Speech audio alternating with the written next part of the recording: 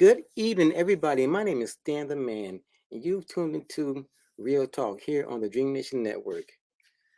Today, we're going to talk about white women and what happened to us when they lie. Stay tuned.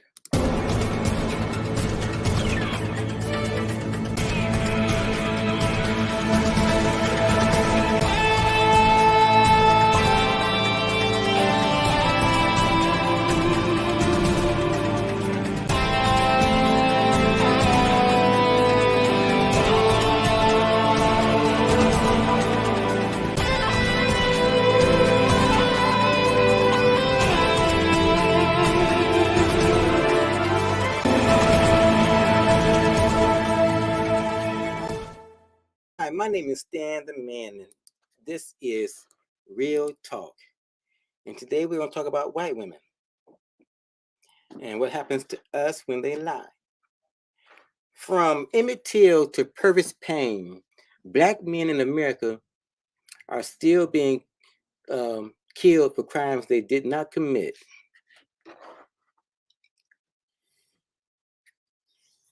On July 30th, Shelby County District Attorney Amy Weirich announced that her office is opposing DNA testing of evidence in Purvis Payne's case.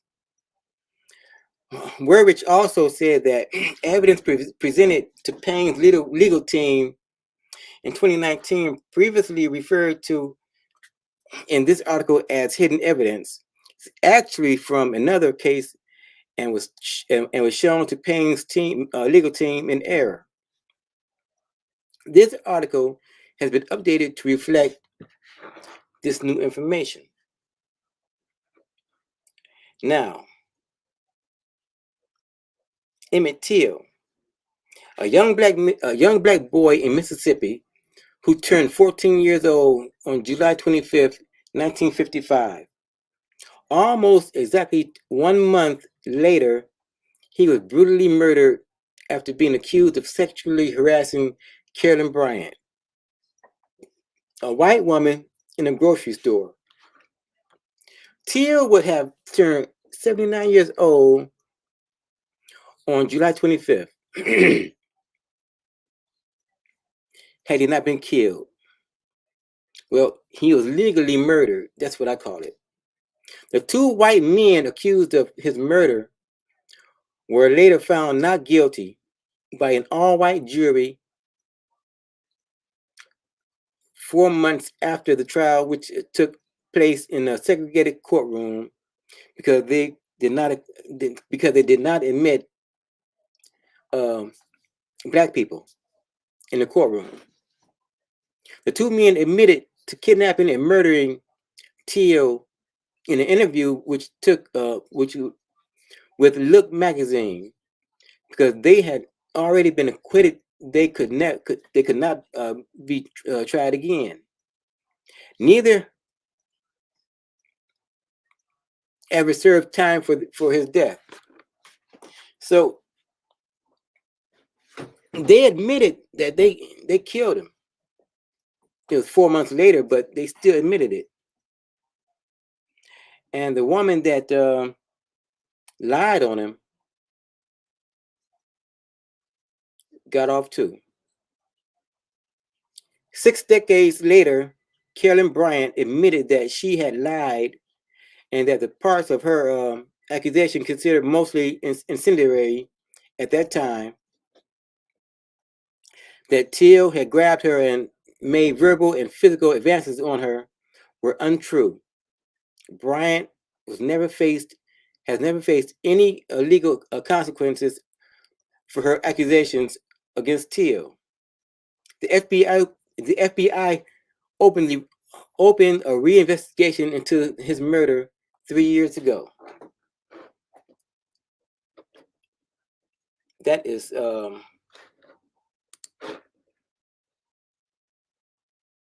messed up. You know,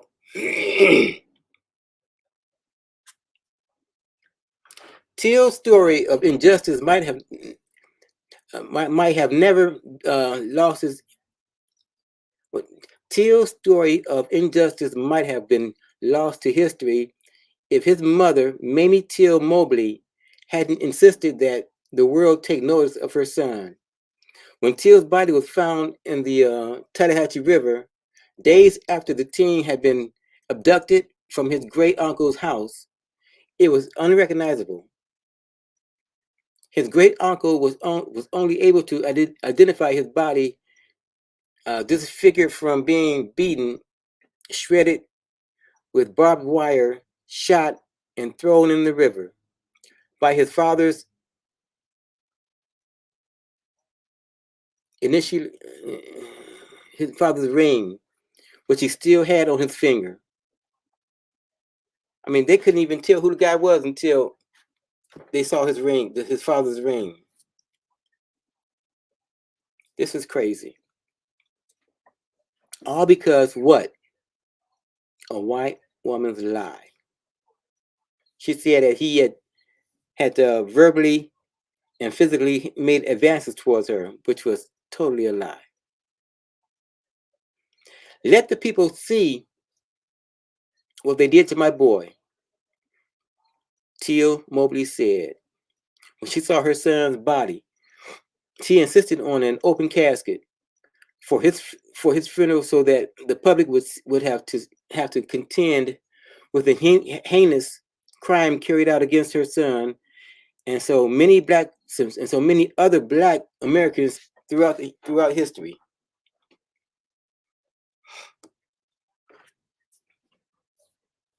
You know,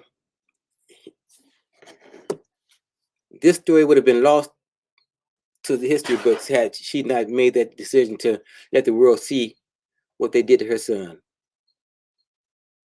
Let the people see what they did to my boy, cried Miss Amy. It's crazy.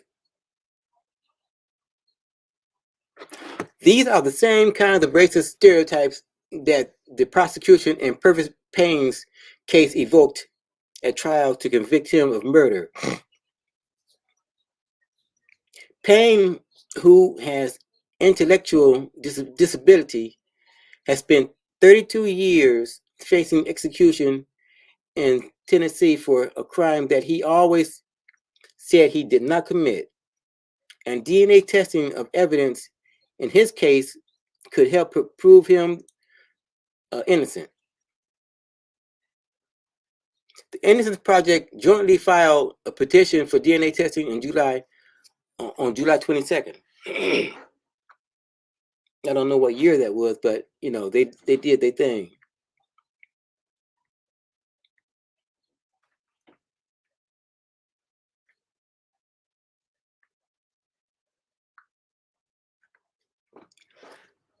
And yeah, Payne was convicted for the 1987 murder of Cherise Christopher and her child in Millington, Tennessee. The prosecution argued that Payne had been searching for sex after using drugs and looking for a Playboy magazine, and that he attacked Christopher after he made an advance on her and she rejected him. But no evidence supports this theory. Though Payne's mother begged law enforcement to administer a drug test to her son to prove that he had not been using drugs, they refused. Payne had no history of drug use, no criminal record, and was not known to be violent. In fact, those who knew him described him as a kind and respectful young man who liked to make his family laugh and help out his father in church.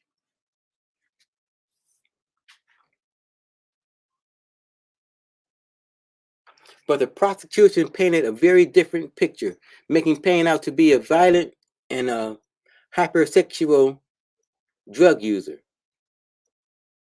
And at trial, the prosecutor repeatedly pointed out that the victim's white skin, referring to parts of her body, a poignant reminder of her whiteness in a county ranked among the 25 counties with the most recorded lynchings between 1877 and 1950, according to the Equal Justice Initiative. So they are already behind enemy lines. Let me read that again. This county recorded the most lynchings between 1877 and 1950. So they lynched more black people than any other county in America. They were used to it.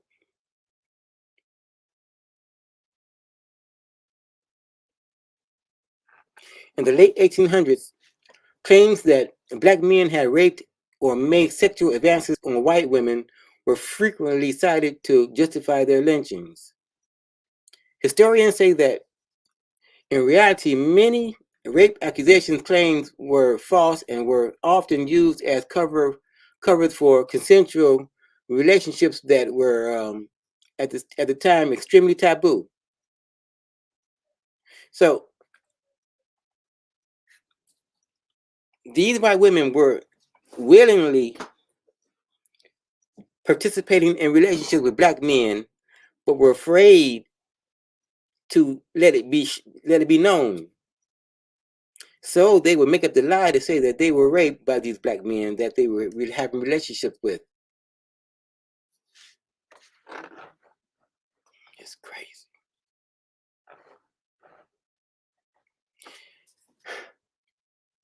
So when you lie, guess what? We die.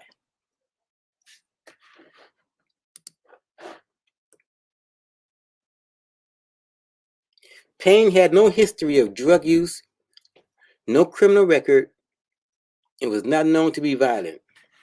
I mean, you can't just up and be a rapist out of nowhere. I mean, there has to have to be some kind of history behind you. He had none.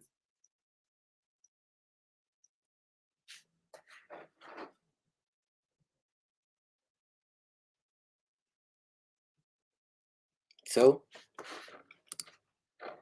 when you lie, we die. My name is Stan. This has been Real Talk. Remember, subscribe, like the channel, and share. Have a good week, everybody.